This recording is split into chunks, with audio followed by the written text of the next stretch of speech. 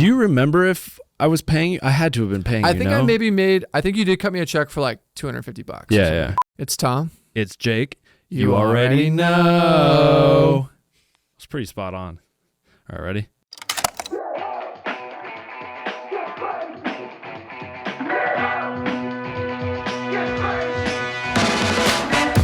All right, first episode. Crazy. I know.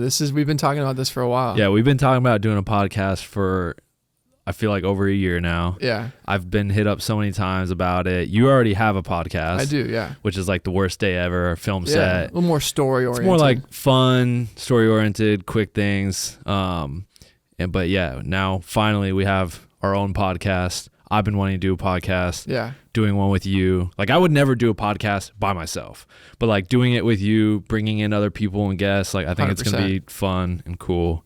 So yeah, I mean, I listen to so many like podcasts in general, not even like film ones. Yeah. And I think it'll be cool. Like, I think the format of what we want to do is going to be unique, where it obviously will be you and I riffing, but also just kind of bringing in people in our circle and other like filmmakers and like-minded creatives to like really kind of share their stories and stuff too. Yeah, and I think we have so much to offer too, like just as far as like information, story, like we've done so much, right, from the our career as filmmakers, but then the amount of businesses we've started and opened, some that have flourished and some that have flopped, that some that people know about, some that people don't know about, so to like be able to dive into all of the business aspects of filmmaking, which I think so many people don't touch on. So many people just touch on, oh, what the new camera, 8K, Kodak, 10-bit, like, and just talk gear and don't really talk about the other side of it, the business, the entrepreneurial side, the behind the scenes, just stories and information that I think have a lot to, share and add value to. And 100%. Just with this setup, being able to do the podcast, the YouTube videos, the video component, bringing in guests that, can relate, like even bringing in artists that can talk from the perspective of like filmmaking and working with directors and DPs and what they look for. And like, just all the relationships we have, I think we can do so much with all of that. So I'm excited to get this cooking. I think for the first episode, it only kind of seems fitting to, I do imagine a lot of people listening to this right now probably have some idea of who we are, but as this grows and scales, people might come back to this episode who have never heard of us or don't know like what we do individually. So I think this like first episode, it kind of seems fitting to like not only intro ourselves and what we do, but obviously since it's you and I hosting this, it would be cool to like kind of maybe talk about, maybe wind the clocks back to 2014 when like I first met you. So before we wind the clock all the way back, 2013. 2013 actually, yeah. So what was that, 8 years? Mm-hmm. 8 years now. Let's just, who we are and what we do currently. You go first. Oh, me first. Okay. Yeah, it's Tom and Jake. So Tom, take the lead. That makes sense. Yeah. Yeah. So I guess what is the phrase? In the long story short, yes, I am a Steadicam operator as of now. But if you followed my journey, even like through the earlier videos with Jake, I did start out by shooting. I went to film school. I went to Chapman University, met Jake somewhere in the mix of that time. Yeah. And I was basically on like a path to be a cinematographer, and somewhere in that journey I kind of just like, and we'll dive into this later in the episode, but I just like made a hard pivot, and now I just operate. So now I'm just like holding the camera, steady, handheld, steady, sticks, all that kind of good stuff. But I mean, without getting kind of too in the weeds, I've always been into filmmaking. I mean, probably like you, High 8 Squad. I had a little High 8 growing up, running around making like, my favorite show as a kid was actually the show Jackass. And I literally, me and my brothers would like make ramps and jump over stuff, and like we would film it all on our High 8, and I'd edit it on my like iMac. And I think it was kind of like in that journey of, it's funny, I always thought it was going to be kind of like a hobby, and like I always had in the back of my ear like, oh, when are you getting a real job, or like what do you really want to do? And in my high school, I was like fortunate enough to have like a media program where we like would go film all the football games and dances, and we would edit them and show the school like on a live bulletin. And like that's where like the same kind of thing for me. And that's when it like kind of became real, where I was like, oh, maybe I can like really do this. And then from there moved to LA and met you essentially. Well, so currently, I mean, we were talking about like who we are, what we do now. Not a DP anymore. Steadicam op. But you're also, a business owner, 100%. Entrepreneur with me, co-owner in various businesses from, Prism Lens Effects, Tropic Color, our film studios. And just, I would say you're even kind of a partner now in like the production company aspect of things, like in a way, you know what I mean? Just like every shoot that like basically comes my way that Buff Nerds Productions does or runs, like you're a part of it, you know what I mean? So, and then, now this podcast and just, we have some other things on the table and whatnot, but so maybe give me like your little intro. I mean, you can kind of wind it back to maybe like when you first picked up the camera, but like lead it up till today, Well, so, I mean, for those that, don't know who I am, I would just say I'm a, filmmaker, director, entrepreneur. That's like the simplest way of putting it, but I've done a little bit of everything. I mean, I'm into real estate. I was at one point a YouTuber, and I guess now we still are with the videos I put out, and now this YouTube channel and everything we'll be doing with this, and entrepreneur and starting multiple film businesses from, with you, Tropic Color, Prism Lens Effects, the different film studios we have, BN Locations, and and I still direct, edit music videos, commercials, films, writing a feature, some feature scripts right now, all that stuff. So that's what I do, that's what you do. But taking it back, I mean, it's the same kind of story, just like picked up a camera, young, high squad. Yeah. And then which turned into mini DVs, which turned into the doing videos for the school pep rallies, 100%. Which turned into like, these videos are so sick, like you should make videos for a living. And I was just like, oh yeah, I should go to film school, at film school, just, you know what I mean? And a lot of people have heard my story, and maybe that's a time, a different episode where we 100%. Really dive into it, but that's kind of my journey, which ultimately led me to like, as soon as I graduated film school and at A2, it's like, all right, I got this degree. This is what I want to do. I had built a strong following with the Buff Nerds YouTube channel already, and it was really starting to grow. I was getting hit up a lot for music videos, and it was like, all right, I just need to take the leap and move to LA. Yeah. Move to LA, and like, this is where kind of our paths cross. Is literally, I moved into my loft, and I don't know, within a month or two, maybe 3 tops, I don't even think that long, we crossed paths with the music video that we shot in my loft. I feel like that'd be a cool story to share too. So you kick it off with that story. So how'd that even come about?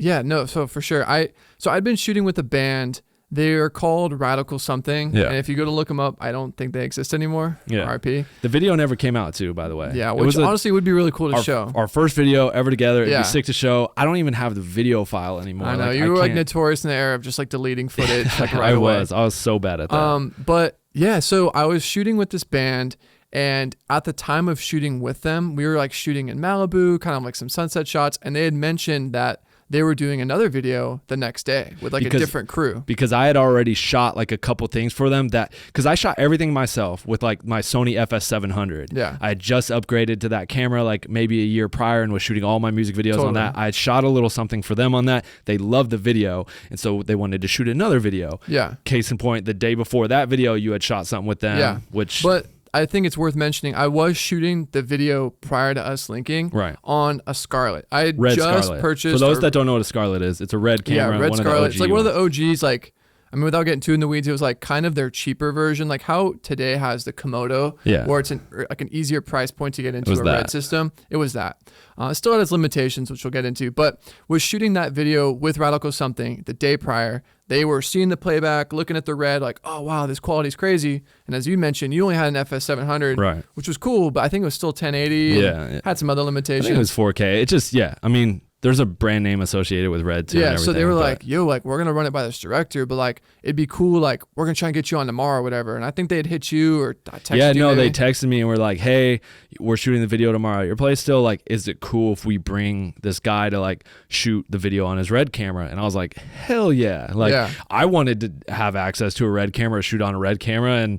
And ultimately, it's like, I wasn't trying to be a DP. I was trying to be a director. So it was like, yeah, bring in this guy to shoot this video. Cool. Like, but yeah, that's all I knew, that someone was coming to shoot the video. Totally. And this is also in an era which I think is worth mentioning. In 2013, where like a red camera was still kind of like a little bit mysterious, right? You like saw that David Fincher was using them. It was kind of an elusive camera. I think now, if you're listening to this in 2021 or maybe even in the future, red cameras are kind of common, right? Like especially with the Komodo, people were able to get used ones. Like back then, having a red was like, oh, that's crazy. Yeah. No, that's why I was like, exactly. Yeah, no question. Like I wasn't like, no, I got it. Like I was like, yes, bring whoever this guy is. And literally, I never met you. Like, nowadays, if I was going to work with a new creative or a new director, I would probably have a call with them, go over the shot list. I literally just like completely like walked in blind and I was like, oh, hey, like nice to meet you. Yeah. And I don't think I've ever mentioned this to you, but like, I mean, you definitely like have loosened up a little since then, but initially like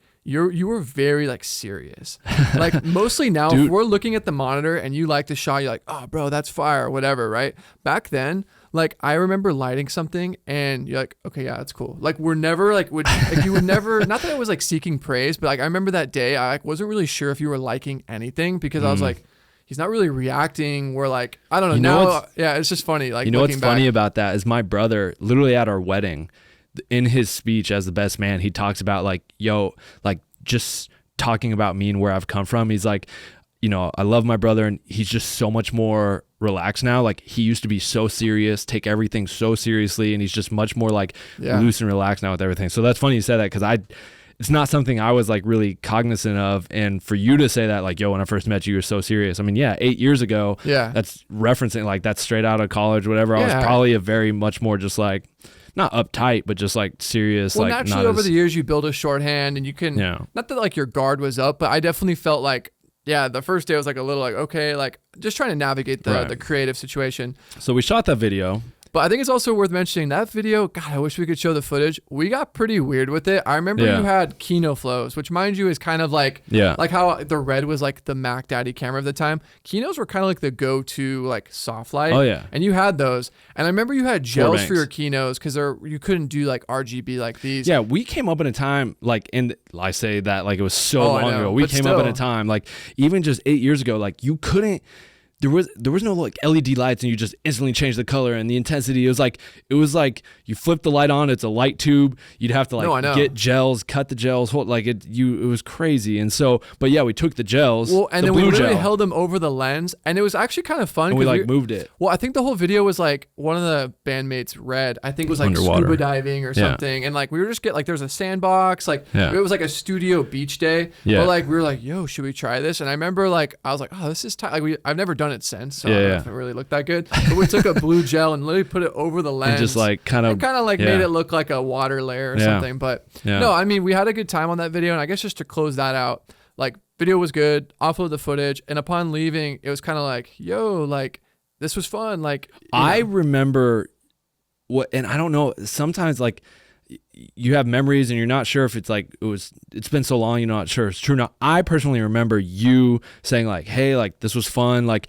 I go to film school at Chapman, like I had this camera, I want to shoot more music videos, I'm trying to get into I'm trying to get into DPing, like I have this Red camera now, any projects you have, any projects, like I'm down to shoot them. And I was like, sick.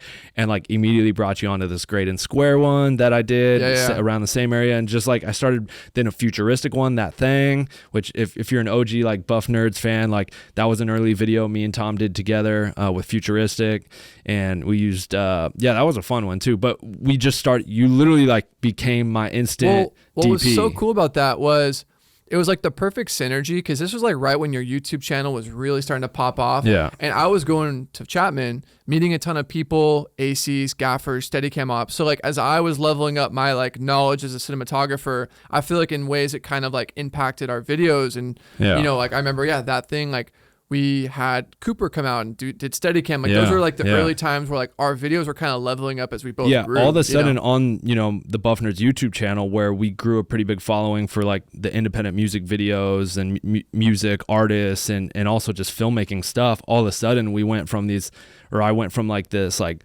dope editing, Sony FS 700, super slow-mo, cool stuff, to like all of a sudden most of it handheld, tripod, whatever, to all of a sudden like Steadicam, Red, sick lenses floating around, lens flares, like, and all of a sudden it's just like the videos just went boom instantly, and we just started shooting everything together. And like since then we've probably shot, I don't even know, hundreds of videos. I kind of look back at that era, because I try to do my best, like whenever I have like a final QuickTime, I don't know if you guys are the same, I have a hard drive and it's like 2017 and all the final QuickTimes from that year or whatever. And I remember I had a folder for 2013, 14, 15, like the first few years we worked together.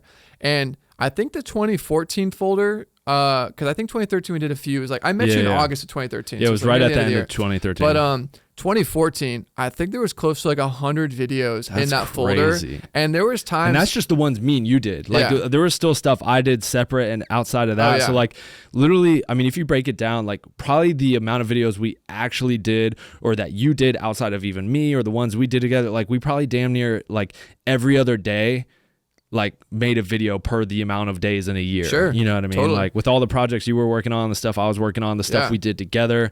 But yeah, hundreds of videos. There's even times I think like artists were like, hey, can we do 2 videos in one day? And we would like go shoot in an abandoned mall for a half a day, then go over to Fat Eye Studios, shout out Brian, and shoot at like a warehouse location and not walk away with like 2 videos. Well, in like 2015, I think is when we did the 3 videos in one day for Futuristic, which we have a vlog on the Buffner's channel of. And there were like 3 solid music videos that we literally shot all in one day. I know, but if you even just told that to somebody, they'd be like, oh, that's ludicrous. But like, I mean, we just kept it simple. I think some of them were maybe single takes. So like the concept was a little bit more, I mean, I don't know. I forget which ones. No, it was the one with Lexi Pantera. Do It. Those were 3 pretty big ones. Yeah, it was Do It. Then it was the one like No Service where it's like the upstairs party, which now that place is completely taken it's like down. An LA it's like, loft now it's lofts and stuff. And then there was one other one too. I'm trying to remember. Oh, I think it was like going down up and down the hallways and stuff. Oh yeah, that one was a little more simplistic. But yeah, that wasn't a one take. But yeah, 3 videos in one day. That's crazy. But yeah, so I mean, that was the start of our relationship, but it came from like your initiative of like, yo, I just want to shoot videos. I'm like, cool, I need someone to shoot videos. And for this first few, I wasn't even like, hey, my rate's this. Right. If you can't afford me, don't call me. Yeah, I don't think you... It was never even about money for me. It was kind of like the experience, leveling up with you. I think we clicked our work ethic, and that's something we'll touch on. Do you remember if I was paying you? I had to have been paying you, I think I maybe made... I think you did cut me a check for like $250. Yeah. And back then, I mean, I was like... mind you, I was like, oh, perfect. You know, but some people, I think, kind of use money as a sort of threshold if they're going to work or not. Right. And I think if you're at like a... I mean, without getting kind of too into it, I definitely was like... There was even moments where you would ask me like, hey, what are you doing next Wednesday? I got a video. And I remember because I was like, years later, I was like, oh man, I don't think I ever really asked him, oh, what's the rate? No, I don't think it was you always ever just did. Like, cool, I'm there. And then it was kind of always a mystery like of what the check would be. And it was like, that was less important. Like what I feel like that's that day. always been our relationship. I mean, more recently, I think we've been more like, but I think we've always just been like, yo, it doesn't even matter. Like, I know you got me, I got you. Like, it's all going to be good, which is I mean, I feel like it's pretty rare to find. I think back then too, you know, sure, money's great, got to pay rent, bills, but for me, it was just like more important. Like, I was more stoked. Sometimes I'd even like forego the rate so we could get lenses, or whatever. You know what I mean? It's like the time your worst day ever when we rented those anamorphic lenses. We'll have to talk about that later. You messed it all up. Yeah. No, but like I think that's like case in point, because if you would have came to me and like, I mean, I'm just still trying to get my directing career still off the ground, and those budgets for those videos weren't any like they're just independent artists that were like, yo, I got $1,500. Yeah. And if you were like, yo, man, my DP rate's $500, $750, I would have been like, dude, like I'm not even gonna make that. Yeah. Like, you know what I mean? Like, and I gotta direct, edit, produce. So yeah, we might not have this relationship today that would have spawned into everything we do together. And you know, because of your initiative to be like, yo, anything, let me know.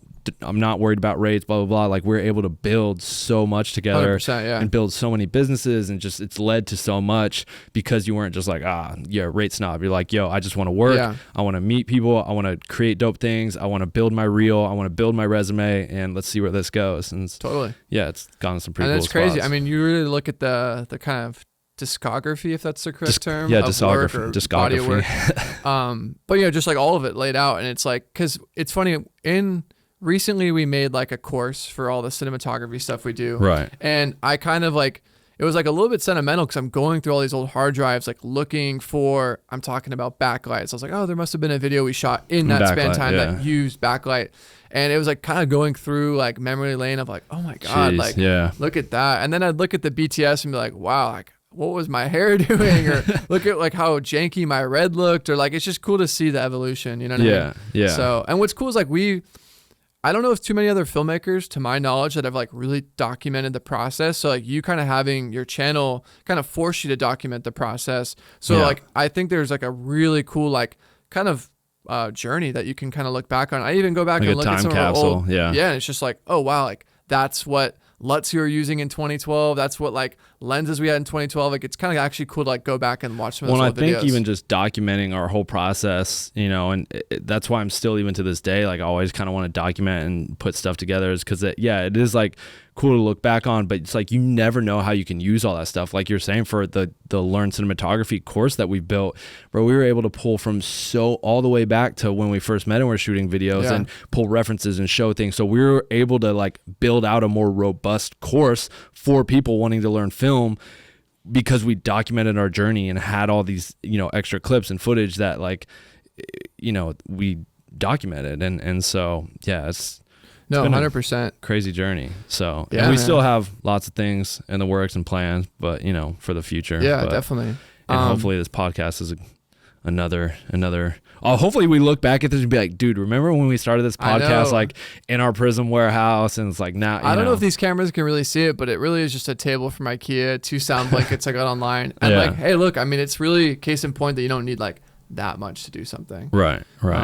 That's something I've always kind of like admired about just like the choices we've made, is like sometimes people will stand on the edge of a cliff, cliff being metaphor for a decision, and just think on it. And I know people in my life where they kind of spend so much time analyzing the cost benefit, or do I pull the trigger? And I understand that money sometimes can be a barrier to starting something, but I think we were literally talking about this, I kid you not, like maybe a week ago. Right. And I just Amazon Primed this and like we hopped on it. We've talked about it for a long time. But like actually doing it, But we've been so busy with a lot of stuff. And then I think, I called you and was just like, yo, let's pull the trigger on this podcast. Let's just do it. We finally have a moment to breathe where we can like take this on. And you were just like, bro, I built this cart. Is this cool? I'm like, run it. And you like Amazoned it to my house, and like you've drove into town and we set it up in a day. And now we are recording, episode number 1. So yeah, I mean, I think that's a testament to just like everything we've done. It's never, bro, I was telling someone this the other day, like I've never been like one that's like breaks down numbers and I have got a balance sheet and I'm like, oh, this would work if we do this, and like, oh, projection, and like it's like not really a business plan guy. It's more of like, hey, is this something I want to do? Would I enjoy it? 2, do I think other people would enjoy it or get value or information or just like something out of it? And then like 3, like, is there potential with this? And it's like, 100%. If it checks all those boxes, like, yeah, absolutely. Same thing with like Prism. It's like something we wanted to do and that we already like kind of did, but wanted our own solution. 2, it's like other people will want or need this if we want or need it. And 3, it was just like, where's the potential? Is there like, oh yeah, there's definitely a lot of potential here in just the industry. And so it's like, boom, checked all the boxes. Totally. So we just jumped and went for it, which that story is a crazy story. Just the start of Prism Lens Effects in general, which we'll dive into on a whole another episode. But I think kind of, if we're talking about just the different, from us meeting and the first instance there, I think it'd be kind of fun to mention like what really like kind of sparked the light bulb for our first company, which was Tropic. And that could also be another episode, but I guess I wanted to touch on the manual that we wrote, because that was something that kind of similar to the earlier video work where I was like, hey, like we should do this. Like, I know you already did it, but like now we've leveled up so much since you like released the first one. And that was like, for me, the first like digital product. Yeah. Cause I was already doing digital products because when I first started YouTube and people asked me, how do you shoot your videos? How do you color your videos? And so I made my JOP Super Duper video manual. Shout out to Kyle for, being the inspiration for that name, but then selling my LUTs and presets and a book on how I'd shoot my videos and kind of did all that. And then you wanted to do, like a newer revised version because of our new collaboration of all the videos we shot, which we then made the new Buff Nerds, video manual, like guide on how we just did and shot everything. And which, just like, we used all the BTS. Dude, that book is sick. I still really cool. I'll flip through it today and I'm like, this thing's sick. Like, it's great. Funny story on that. I had like a really jank MacBook that had like maybe 2 gigs of RAM, and I was like using Keynote to design it, and I can't tell you how many times my Keynote just like crashed like in the making of it. But and like you're like, yo, we should release it before Christmas. It's like December 19th. I'm like going through. There's been many instances where I've been like up to the wire on trying to finish it. But that was kind of like the light bulb moment for, I think, Tropic Color, which we started in January. So if that was December, because I remember 2016. 2016. Yeah. So 2017 is when we started Tropic. Yeah. But I remember like it was like the holidays and you just like randomly PayPal'd me like $2,000. I'm like, what? He's like, oh yeah, this is like, you know, your commission Sales, for the sales. I was like, oh my God. You know, and that's, I mean, still to me right now. I don't even think you told me that story. So was that the light bulb moment of like, bro, we got to do more. Initially, that had to have been, right? Yeah, because I remember I came out later in January. You were the one actually who mentioned like, hey, I think it'd be cool to like kind of start something. Yeah. We didn't even have the name Tropic Color. I think I maybe had bought that domain name just on a whim one day because I was like, oh, it'd be cool to like have like a little like coloring side business or something. So what happened is I think you got hit with that money and were like, yo, I want to do something. Yeah. And you brought it up like, yo, we got to do something. And I was like, well, I've been wanting to like do something more. Like, I think we could build like better flare. Like I already bought some products from like, there wasn't really companies out there making stuff. There were like high-end companies making plugins like Red Giant or whatever. I think at that time too, that's all like subscription based. So it's like, unless you want to be paying like $400 a year, it's like, oh, you can't just buy like one asset. And I was using some flares from their stuff, like overlays to like layer into my videos. I was like, these aren't that great. I was like, I could make better stuff than this and make it cheaper. Cause it was like, yeah, $400 a year subscription. It was like, bro, like as a broke kid trying to make it, it's like that was so much money. Yeah. And so I was like, yo, we can make lens flares and do these grain overlays and things that I already use and I knew we could make. And that's when you brought it. And we're like, yo, I randomly own or bought this domain named Tropic Color. Well, in my head, like I was kind of like dabbling with color. I wouldn't call myself like a senior colorist by any means, but I was like, oh, that'd be kind of cool to like color my own work. And I was like trying to also make like side income. I was like, oh, that's like a cool name. I don't know where I came up with it, but bought the domain for like $10 on GoDaddy. Right. So that was already like sitting in my like GoDaddy arsenal. And then like when you're like, oh, like we can make our own like LUTs and color, I was like, I own this domain name. Like, run it. And that was it.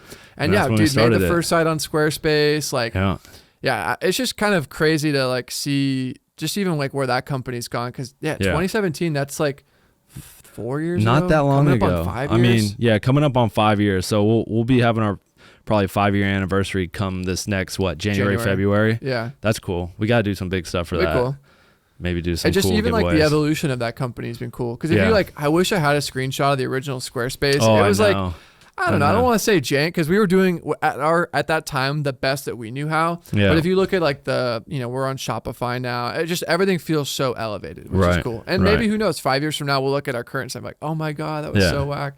But no, that's kind of always been the juncture of how we made this podcast, how we made Tropic Color, how we made a lot of what we've done is we've just come together. And I think a lot of people actually ask about that dynamic of like working with your friend, because I think that gets brought up a lot, is like how to do business with friends, because they say to not do that. You have to have the same temperament, and I think me and you have the same temperament when it comes to work and creating.